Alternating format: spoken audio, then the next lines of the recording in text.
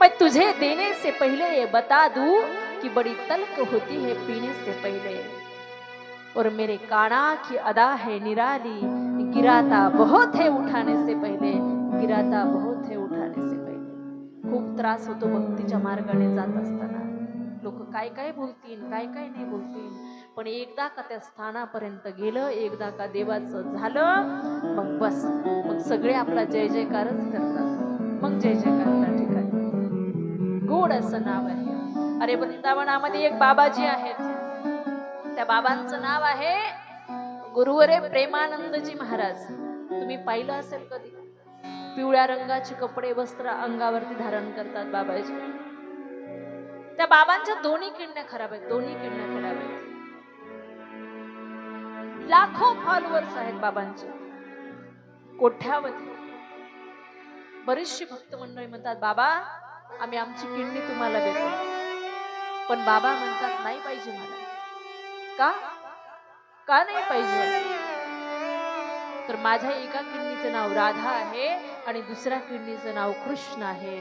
मी माझ्या उदरातून राधा आणि कृष्णाला वेगळं करू शकत नाही. जोपर्यंत जगल तोपर्यंत जगल, पण जिथपर्यंत चालून घ्यायचंय तिथपर्यंत ते घे.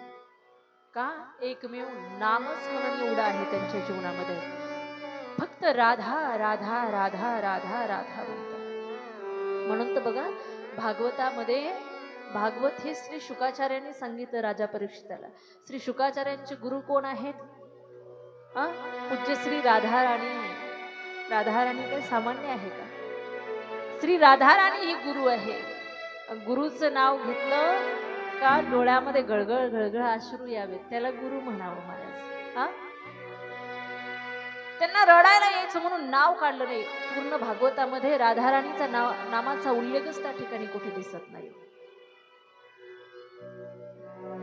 सुंदर असणार नाव, म्हणून ते आपण प्रत्येक श्वासामध्ये धारण केलं पाहिजे. काम करत असताना, कुणासोबत बोलत असताना आपल्या हृदयामध्ये आपलं नामस्मरण चालू ठेवायचं. सवय लावून घ्या. कुणी कुणी म्हणतील ताई नामस्मरण करण्याचा प्रयत्न करतो, पण ते होतच नाही. दुसरंच काहीतरी डोक्यामध्ये येतं आणि कधीही मुखातलं नाव सुटून जातं, काही कळतच नाही आणि होतच नवीन नवीन. पण सवय लावून घ्या. राधा राधा राधा राधा राधा राधा राधा राधा राधा राधा. काय लागतो राधा राधा म्हणायला? काहीच नाही लागत महाराज.